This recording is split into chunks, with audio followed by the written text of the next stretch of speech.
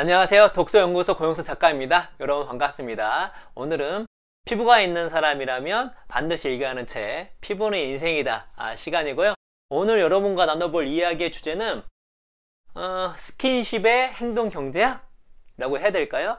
스킨십에 대해서 알아볼 텐데, 터치, 접촉을 할 때 왜 여러가지 감정이 드는지에 대해서 알아볼 것이고, 그리고 이 접촉이 우리 무의식 중에 우리의 행동을 어떻게 바꾸는지에 대해서 이제 이야기할 텐데, 안타깝게도 보통 우리 스킨십 하면 그 에로스가 떠오르잖아요. 에로스적인 스킨십은 이 책에 자세히 나오지 않습니다. 안타깝게도. 그래서 오늘 그 얘기는 하지 않고, 스킨십과 정서의 과학적인 측면과 스킨십이 우리 무의식적으로 우리에게 어떤 영향을 주는지에 대해서 책에 있는 내용을 중심으로 알아보도록 하겠습니다. 그런데 인체에는 또 다른 촉각 시스템이 존재한다는 사실이 과학계에서 이제 막 밝혀지기 시작했다. 분별 촉각을 가능하게 하는 수용체와 뇌의 연결망처럼 색다른 감각인 정서 촉각도, 그런 장치들도 뒷받침된다. C 촉각 섬유로 알려진 이 정서 촉각의 신경은 털에 있는 피부에서 발견된다.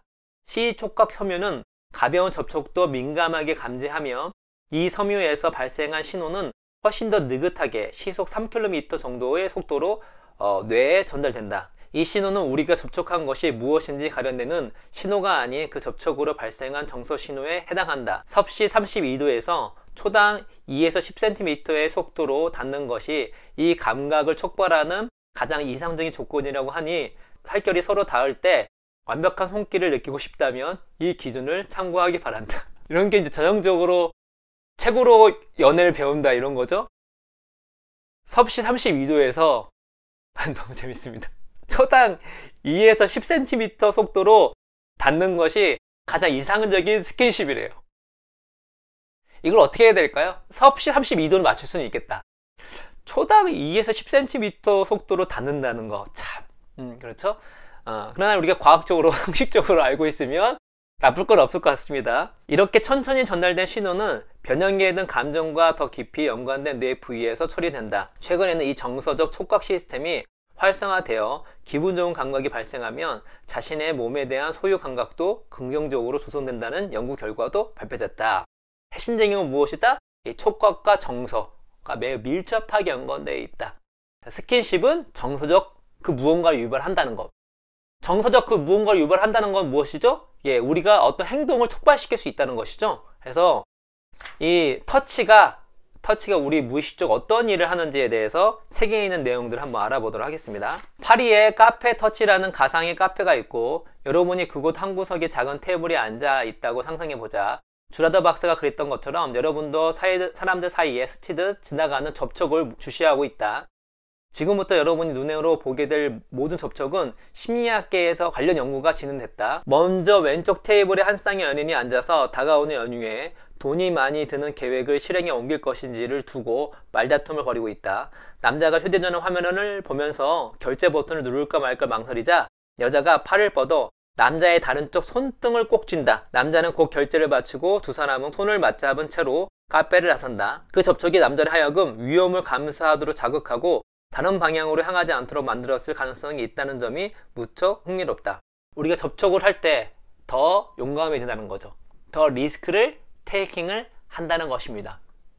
그래서 우리가 실제 영화에서도 보잖아요. 정말 위험한 순간에 아직 동료가 있다면, 또 가족이 있다면 같이 손을 꼭 붙잡고 있는 것은 무엇이냐면, 그리고 두려움을 더 잘 극복할 수 있기 때문입니다. 근데 이런 것은 무의식 중에 진행될 수 있다는 것이죠.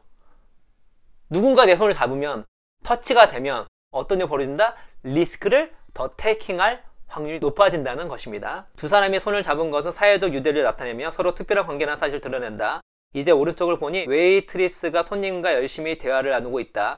그러다 테이블에 계산서를 올리면서 가볍게 그의 팔을 만진다. 무의식적으로 순식간에 지나간 이 사회적 접촉은 손님이 건네는 팁을 최대 20%까지 끌어올린다.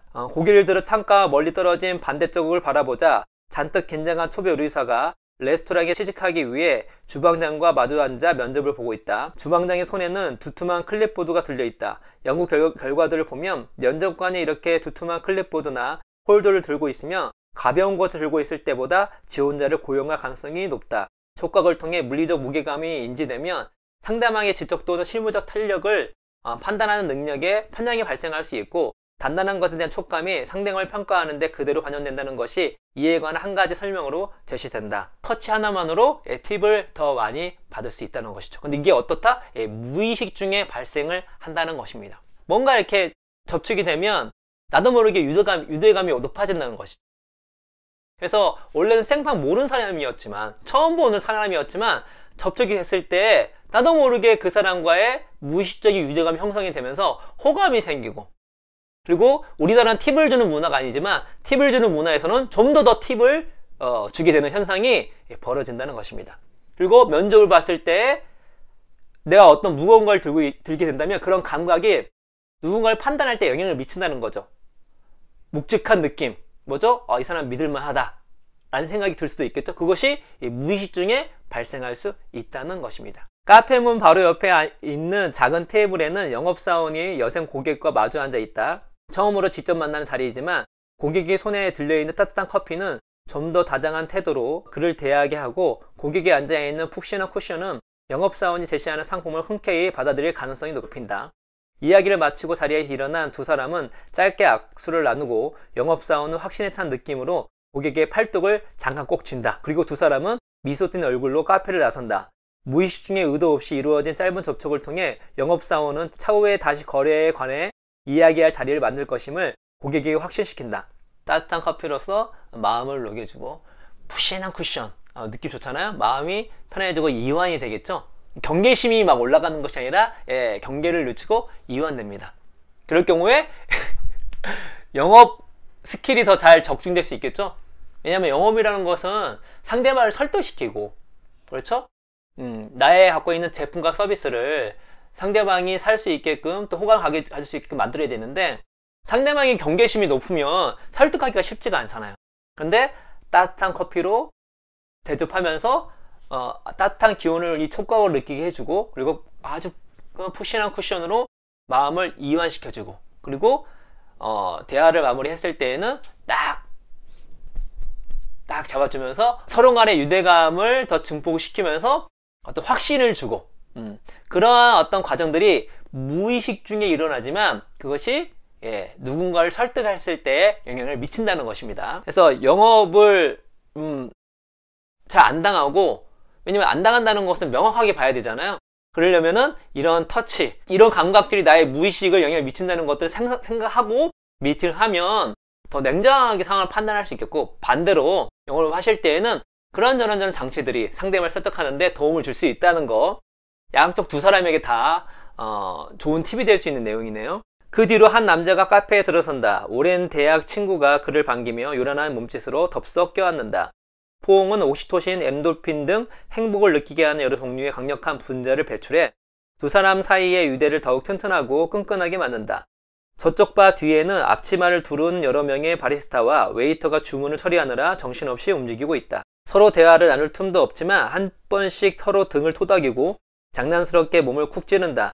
이런 행동은 바 뒤에서 일하는 팀의 유대를 키우고 업무 환경을 향상시키는 데 도움이 된다. 야구팀을 대상으로 한 연구들을 통해 경기장에서 신체 접촉이 많은 팀일수록 하이파이브, 주먹을 서로 맞부딪히는 동작 등 그런 접촉이 적은 팀보다 좋은 결과를 얻을 확률이 높게 나타났다. 테니스, 복식 경기에 함께 출전한 선수들끼리 주먹을 맞대는 동작도 비슷한 영향을 주는지 여부도 흥미로운 연구 주제가 될 것이다. 우리가 포옹을 하고 스킨십은 서로의 팀워크 참으로 매우 좋은데, 그런 의미에서 요즘에 우리가 사회적 거리두기 원격 회의를 하잖아요. 그렇죠? 저희 회사도 지금 원격 회의를 자주 하고 있거든요. 편의성도 있죠. 왔다 갔다 하는 시간도 필요 없고, 또 온라인에서 자료 공유나 여러 가지들을 할 수가 있으니까. 반대로 떨어져 있기 때문에 어떤 신체 접촉이 될 수 있는 상황이 되게 떨어지잖아요.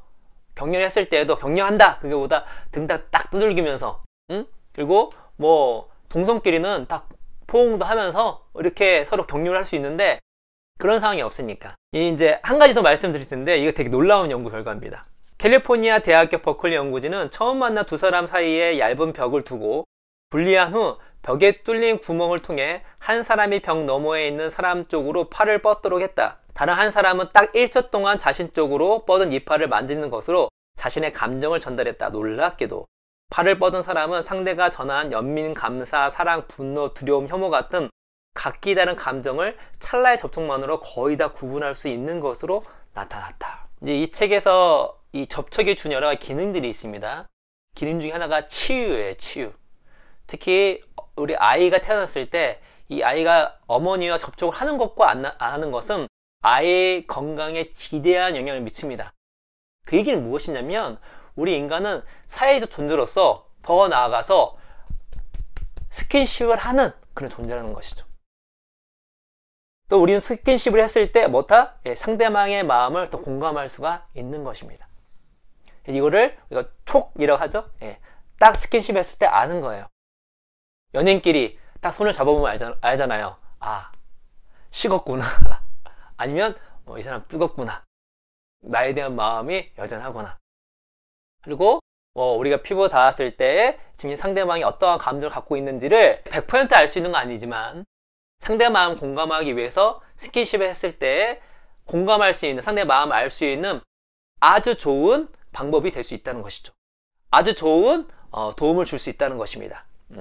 그만큼 이 촉각이라는 것이 너무나 대단하고 인간이 갖고 있는 이 촉각 시스템은 우리 인간을 살아가면서 얼마나 중요한지를 우리가 알 수 있는 부분이죠. 그래서 우리가 촉각에 대해서 더 나아가서 피부에 대해서 알 필요가 있는 것입니다. 그래서 스킨십이 무서운 이유는 어떻죠?